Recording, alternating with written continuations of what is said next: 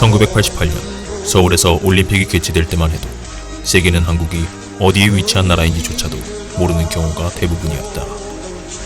그렇지만 올림픽을 성공적으로 치르고 또한 종합 메달 순위에서도 4위의 우수한 성적으로 생소했던 코리아라는 이름을 세계에 조금이나마 알릴 수 있는 계기가 되었다. 그로부터 14년 후 한국은 2002년 월드컵을 통해 4강의 진화를 이루며 많은 이들에게 대한민국의 존재감을 확실히 각인시키게 되었다. 한국은 과거에 전쟁과 식민지를 경험한 가장 못 사는 원조를 받는 나라에서 50년 만에 급속한 경제 발전을 이루어 원조를 주는 나라로 단 한 번도 사례가 없었던 기적의 나라로 알려지게 되었다. 더 나아가 한국은 조선기술 세계 1위의 선박대국이 되었고 세계 1위의 인터넷 보급 기술을 가진 나라가 되었으며 전 세계 시장의 40%를 점유하고 있는 세계 1위의 휴대폰 기술 국가가 되었다. 반도체 기술 또한 세계 1위로 메모리 분야에서는 전 세계 시장을 독식하게 되었고 LCD 모니터 또한 세계 1위로 기술과 생산 보급 등 모든 면에서 단연 독보적인 아성이 되었다. 또한 한국은 세계 6위의 발명 특허 출원국이 되었으며 세계 5위의 철강 생산 능력을 가진 나라가 되었고 또한 연간 350만 대의 자동차를 생산하는 세계 6위의 자동차 강국이 되었다. 전 세계에서 110번째 크기의 작은 국토를 지닌 초라한 나라가 전체 기술 항목 중 대부분을 세계 1위에서 5위까지 선두 점령하고 있고 천연자원 하나 없는 땅에서 세계 10위의 GDP 규모를 지닌 경제 강국이 된 것을 볼 때 세계의 여러 개발도상국들이 한국을 부러워하고 롤모델 국가로까지 삼는 것은 절대 놀라운 일이 아니다. 그렇다면 경제 강국이 된 한국은 이제 선진국이 되었다고 볼 수 있는 것일까? 1996년 한국은 경제협력개발기구 OECD의 정식 회원국이 되었다. 선진국들이 다 포함되어 있는 국제기구라는 점에서 당시 김영삼 정부는 한국이 선진국 문턱에 이른 것처럼 선전하였다. 그러나 19년이 지난 지금까지도 한국은 선진국과 거리가 먼 나라로 평가되고 있다. 세계 10위의 GDP 규모를 가진 경제 강국이 아직 선진국이 되지 못하고 있다는 것은 충격적인 사실이 아닐 수 없다. 그렇지만 OECD의 각종 지표로 한국의 현실을 들여다보면 우리나라가 현재 사회적으로 얼마나 병들어 있는지를 실감할 수 있다. 한국이 과거부터 지금까지 1위를 했던 항목들을 보면 자살률은 10년 연속 34개국 중 부동의 1위다. 또한 산업재해 사망률도 34개국 중 1위며 노인 빈곤율 1위, 이혼 증가율 1위, 낙태율 1위, 청소년 흡연율과 성인 흡연율 모두 1위, 가계부채 1위, 근로자 연간 근무시간 1위, 학업시간 가장 높은 순위 1위, 사교육비 지출 1위, 공교육비 민간 부담 1위, 대학교육 가계부담 1위, 자동차 접촉 사고율 1위, 인도에서 교통사고율 1위, 보행자, 어린이, 노인 교통사고 사망률도 모두 1위다. 한국은 낮은 출산율 순위에서도 1위를 기록하고 있다. 이 출산율 순위는 OECD 회원국들 사이에서 뿐만이 아니라 전 세계에서도 최하위권에 있다. 2014년 CIA 월드 팩트북의 세계 출산율 통계에 따르면 한국은 1.25명으로 224개의 나라들 중 220위를 기록하고 있다. 20년 전에 비해 서울의 출산율이 절반 이하로 떨어졌습니다. 통계 저출산과 지속적인 인구 감소가 장기적인 국가 주요 정책에 걸림돌로 작용할 것이라는 한국이 이렇게 출산율이 세계 최하위권인 이유는 무엇일까? 과거와 달리 요즘 젊은이들은 결혼이 필수가 아닌 선택이다라는 인식으로 바뀌고 있기 때문이다. 또한 최근 어려워진 경제 상황으로 인해 취업이 힘들어지면서 결혼을 기피하게 되는 것이다.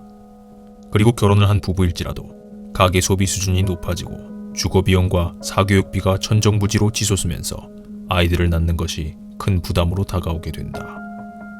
그로 인해 한국에는 맞벌이 부부가 점점 늘어나고 있다. 2014년 5월 서울연구원 경제분석센터에서 서울 소재 1,050개의 가구를 조사한 통계를 보면 서울 맞벌이 가구의 비중은 전체 가구의 43.1%다. 10쌍 중 4쌍이 맞벌이 가구인 셈이다. 그렇다면 맞벌이를 하면 정말 살림살이가 더 나아질까? 서울 연가구 소득별 맞벌이 비중을 보면 연가구 소득이 2천만원 이하인 가구는 맞벌이 비중이 21.1%다. 연가구 소득이 2천만원에서 4천만원 사이인 가구는 25.5%다. 반면 연소득이 4천만 원 이상, 6천만 원 이하인 가구는 54.3%, 연소득이 6천만 원 이상 되는 가구는 53.7%가 맞벌이를 하고 있는 것으로 나타났다. 한 명이 돈을 버느냐 아니면 두 명이 같이 버느냐, 그것에 따라 소득이 차이가 난다는 어찌 보면 너무나 상식적으로 당연한 통계다. 그렇지만 여기서 중요한 것은 각 가구들이 맞벌이를 선택한 이유다. 연가구 소득 2천만 원 이하의 부부가 맞벌이를 하는 이유는 70.6%가 생활비가 부족해서라고 답하였다. 그리고 연가구 소득 2천만 원 이상, 4천만 원 이하의 가구에서 생활비가 부족해서 맞벌이를 한다고 답한 부부는 37.4%였다. 그렇지만 연가구 소득 4천만 원 이상과 6천만 원 이상의 가구에서는 27.2%와 22%에 불과했다. 오히려 여유롭게 돈을 쓰며 살고 싶다는 이유가 27.3%와 28.6%로 더욱 높았으며 각자 아이를 가지고 있는 것이 좋다고 생각해서라는 이유가 26.6%와 33%로 훨씬 높았다. 그렇지만 맞벌이가 언제나 생활 수준을 높이기 위한 정확한 해결책도 아닌 듯하다. 맞벌이를 함으로 그에 상승하는 비용을 지불해야 하기 때문이다. 아이를 어린이집이나 놀이방에 맡기면 한 달에 30에서 50만 원을 줘야 한다. 만약 보모를 고용하면 비용이 월 120만 원으로 훌쩍 뛰게 된다. 또 맞벌이 특성상 외식을 자주 하다 보면 전체 수입의 20% 이상을 외식비로 지출하게 된다. 이렇다 보니 맞벌이를 한번 시작하면 쉽게 끊기가 어렵다. 이를 맞벌이 함정이라고 하는데, 남편이나 아내 중 한쪽만 실직을 하게 되어도 가정은 위기에 당면하게 된다. 한번 드러난 소비 수준을 끌어내리기가 무척 어렵기 때문이다. 그렇지만 맞벌이의 가장 큰 문제점은 외식비 지출도 아니고 늘어나는 소비 수준도 아니다. 맞벌이가 가져다주는 가장 큰 문제점은 바로 자녀 양육으로 이어진다. 그리고 이 문제점은 이미 가정적으로나 사회적으로 대두되고 있다. 아이들은 성장하는 시기에 부모로부터 마땅히 받아야 할 관심과 사랑을 충분히 받지 못할 경우 애착 및 정서적 욕구 충족이 잘 이루어지지 않아 사회 부적응이라는 문제 행동이 나타난다. 이러한 아이들은 어릴 적 부모와 많은 시간을 보낸 어린이들에 비해 더욱 파괴적이며 논쟁적이고 저항을 많이 하게 된다는 여러 연구 결과가 나온 지 오래다. 심지어 하루에 3시간 이상 엄마 냄새를 맡고 자란 아이들은 정서적으로나 지능적으로 더 높은 발달 수치를 보였다고 고려대학 병원의 아동심리 전문가 이현수 박사가 연구 결과를 발표한 적이 있다. 그리고 아이가 10살까지는 부모와 단지 같은 공간에 있는 것만으로도 아이의 생리적 욕구, 안전의 욕구, 사랑과 소속의 욕구, 그리고 자존감의 욕구까지 충족된다는 것이다. 맞벌이 부부의 경우 대부분 부모가 자녀와 마주하는 시간이 적다 보니 부모로서 제일 잘 알고 있어야 할 자녀의 성격이나 특징을 잘 파악하지 못하고 있는 경우가 많다. 더 나아가 자녀를 장시간 방치된 상태로 두게 된 것에 대한 죄책감과 미안함으로 인해 부모가 자녀의 잘못된 점을 지적하거나 바로 잡아주지 못하는 경우가 대부분이고, 오히려 무조건적인 칭찬과 과도한 애착을 보이는 경우가 많아 아이가 객관적이지 못하고 다소 이기적이고 자기중심적이 될 가능성이 높아진다는 것이다. 더욱 심각한 것은 한국은 현재 1.25명의 출산율 통계가 보여주듯이 대부분의 가정이 독자 시대가 되어 아이들은 어렸을 때부터 혼자서 지내는 것에 익숙해져 있다. 과거의 아이들은 형제나 자매 혹은 친구들끼리 공동체 속에서 같이 지내며 서로 나눠 쓰던 생활 방식이 익숙해져 있었지만, 오늘날 대부분의 청소년들은 어렸을 때부터 혼자 자라며 각자 개인의 컴퓨터와 개인의 스마트폰 등 혼자 자신만의 것을 소유하고 독차지하는 것에 익숙해져 있다. 그러다 보니 서로 양보하고 기다리는 것이 무뎌졌고, 다른 이들로부터 간섭을 받거나 지시받는 것에 익숙지 않다. 요즘 청소년들은 자기 나름의 외모와 개성을 추구하는 것은 확연히 두드러진 반면 남에 대한 배려가 매우 약하다. SNS나 인터넷상 댓글들을 통해 자신의 의견을 자유롭게 표현할 수 있는 장점이 있는 반면 주관적이고 자기중심적 사고로 인해 자기 주장이 강해지고 조급함과 불평불만 또한 화와 짜증을 다스리지 못하는 충동범죄가 급증하는 추세다. 국내에서는 선임을 때리는 하극사, 총기 난사, 자살 사고 등 여러 형태의 사고가 매해 증가하고 있다. 강원도 화천 5부대에서도 상병이 화가 난다는 이유로 근무 중에 후임병 4명을 대검으로 찌르고 2013년 10월 국방부가 제출한 자료에 따르면 2012년 육해 공군 예하부대의 영창 징계자는 15,660명으로 3년 전에 비해 32.4% 증가했다. 그렇지만 이런 일들이 군부대 내에서만 일어나는 것은 아니다. 아니면 건드렸으면은 사과를 해야 될 거 아니야! 아가리 쳐다놔라.